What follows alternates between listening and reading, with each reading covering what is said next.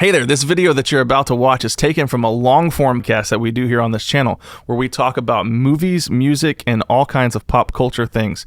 If you'd like that, you can go ahead and subscribe to this channel for more videos. Now, how much Linkin Park did you ever listen to? How much Linkin Park did I ever listen to? So I listened to Linkin Park heavily as a kid. I remember the combination album that they did with Jay-Z. Oh yeah, which is what got me into Linkin Park. So I'm a huge rap guy. I was never really into Jay-Z that much. I just that collab was fire. Oh my gosh, it was insane. It was absolutely nuts. And I remember hearing that and going, dang, who are these guys? Yeah. First of all, that Jay-Z at the time, you know, the biggest artist or biggest rapper on the planet, would collaborate with this band. And then I go and look them up, and I'm like, bro, this cat can spit, man. Oh, yeah, you know what I mean? Like, he can flow, and their music sounds good. Yeah. Like, all the way around, even the rock parts and stuff like that. And I wasn't really into that kind of music, but it drew me in. And so I was very into Linkin Park. I've heard a lot of their music, and I would consider myself a fan for sure. So I come at it from the rock perspective, being a rocker myself. Self-plug. I like Chester Bennington basically changed the game of vocals in rock music. So all of my favorite metal bands that I listen to now have they do this sort of fry vocal scream / like scream singing kind of thing, which Chester was the king of that, like the scream singing. Like, he could sing. Yeah, there we go. The top song right here. So this is a new song. Now, they recorded it during the Meteora album. Okay. So this is Meteora era. It's a hidden track, or not a hidden track. It's just one they've had in the vault for, you know, all these years. So these are actually Chester's vocals. Yeah, so that these we're are about to you're listen going to to listen to. This is so crazy that they just released it several months ago. Wow. And it's crazy because you can actually hear Chester's vocals, which is just This is a song that was in the vault that they had. I cried when I listened to it because you'll hear in the lyrics, you'll just kind of see what's going on here. Man, it feels like it's going to be like a little haunting. Yeah, almost. It is a little bit, but it's also just a fire song. It's one of their B-sides. Like, it couldn't make the Meteor album because the Meteor album was so huge, and it sounds like it sounds like Numb, which is their. Yeah. You know, so it sounds a lot like, or it's in the similar vibe of that song. So they chose Numb over this one, which if I'm making that decision between Numb and this song at that time, I'm putting Numb. I mean, absolutely, Numb was a banger. So. They made the right choice, but it's so cool to hear these songs there's several of them that they've released, but wow. This one right here is the one that's got the most traction currently. Man, all right, well, I'm excited to hear it. Let's play it up. Let's listen to it. We ready? Hope we got sound. Yeah. It does kind of sound like Numb.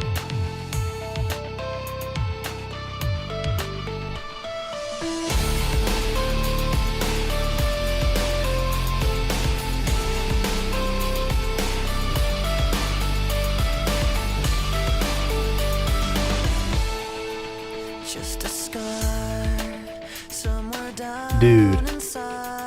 Yep. Something I cannot repair, even though I forget how beautiful his voice was, man. Oh yeah.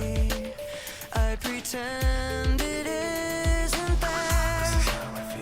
I'm trapped in yesterday, where the pain is all I know. Where the pain is all I know. And I'll never break away, 'cause when I'm alone, I'm lost in these memories, living behind my own illusion, lost all my dignity. Wow. Yeah. Lost in my own illusion, living inside my own confusion. Yeah, man.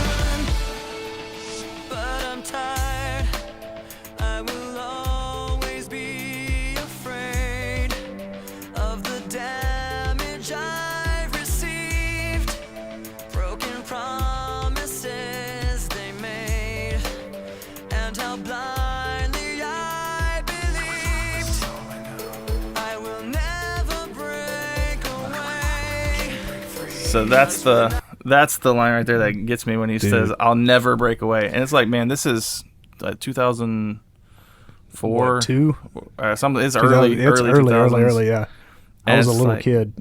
And so like we consume this music and we hear his, raw, like, even on, you go listen to all of those old songs and every lyric you can see him like crying out for help, which they all knew it. This is helping everyone. But then like to go back and hear this now and him saying like, I'll never break away from this. Man, and hindsight's always 2020. We're listening to this retrospectively, right? Like he's already passed. Right. We're hearing this now. And we're going, man, he was crying out for help this whole time.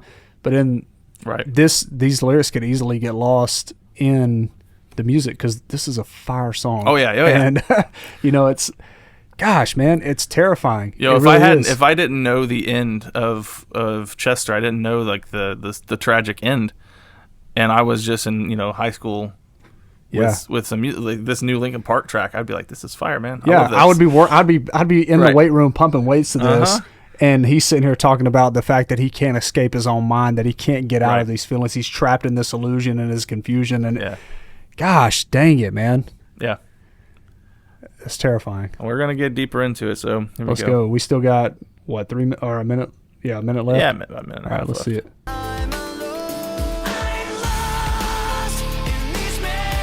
Dude, he has such a great voice. I know. Dude, the power in that scream there. It's beautiful. I wish you could see the hairs on my arms standing up right now. That's how I experienced it the first time.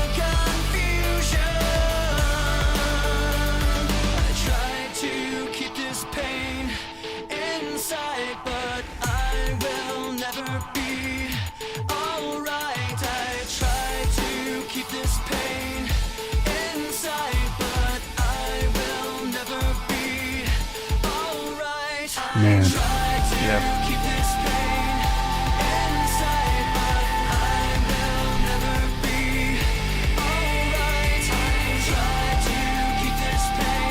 That scream, man.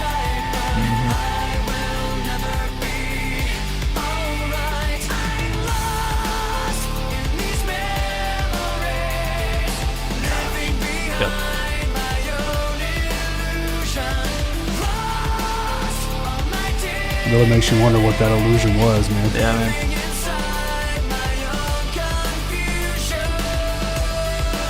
It's just such a great track too, man. It is. Just as a song. Yeah. Man. But yeah, he the nostalgia attached to that sound, man, like hearing it for the first time, I was like transported back to listening to Linkin Park. Yeah. I was transported to hearing that album for the first time. Yeah. And it's just like, man, we never expected to hear a new song with Chester's vocals on it. No. Low key, it was kind of dirty that they did it. They did us dirty. They brought it. I mean, I was so happy to hear it, but like, it's been how many years? He died in 2017 or 2017. So, yeah, 5 years.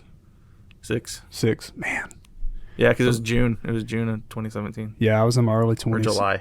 Yeah, might have been July. We might be coming up on 6 years. On the 6 years. Yeah, man, it's just so crazy to think about. One, that they had this in the vault for so long. Yeah. But two, that they released it at all, especially given the fact that kind of what it reveals about what he was feeling inside and what he was going through. And think about this. This is 10 years prior to anything taking place. So even 10 years prior, he's feeling this way. Oh, yeah. And how long did he battle through that, man? I mean, so the super fans would be able to know a little bit more of his story, but I know that he went through this his entire career, his entire life. He lived a very troubled life growing up. Man. But he was an inspiration to those who followed him because he was really goofy, like just messing around off stage and stuff like that. People loved him because he had this goofy personality. Yeah. And what's sad about that is that can be true for so many people. Like, how many times I've known someone and you find out that they have unfortunately like taken their own life and you're like, really, them? Yeah. Like, because they have such a good job of masking that around folks where you just think that's the most happy person I know. Like, of course they've had their troubles, but like Yeah. Like, you wouldn't expect that. Yeah. And you actually find, like, in a lot of comedians and stuff like that actually come out of horrible childhoods because the only way they ever found out how to cope was through humor, right? Yeah. They knew if they could get themselves laughing and other people laughing, that they could get out of that mindset and get away from everything like that, right? And so, I mean, for him to be like this in the studio, but then be this goofy guy outside of the studio and outside of the concerts really makes you wonder how much of that was for his own sake, right? You know, for his own stability. Yeah. So unfortunately, we look at the tragedy of Chester, and I like to go back and listen to their music because, man, he just was. It's far enough at this point that it doesn't hurt to go back and listen as much. And so I go back and listen to their discography and just remember, like, this guy was an iconic figure in the rock scene. Absolutely. And you know, that's probably why they released it so much later, was to give everybody time to heal. You know? And it also coincides with the 20th it's the 20th year anniversary of Meteora. So they released an edition of that album with these tracks. But there was a debate among the guys of whether they're going to release this stuff, and they're like, you know what, for the 20th anniversary, they weren't sure about it. Fans loved it. It was a great idea because fans they were, and I saw a lot of fans saying that they couldn't realize before how much they actually needed to hear a new Linkin Park song, and so in some sense, like, it was I think maybe a little bit of a risk because you might, haunting, right? But also it paid off because so many people saying, man, I needed to hear another song, again. So have you ever been walking your dog and realized, man, I need some great content in my life? Well, we've got it for you. I know you just love the video that you watched. You're going to love everything else on the channel too. Like, comment, subscribe, and check out what else we got for you. We're Creative Criticals.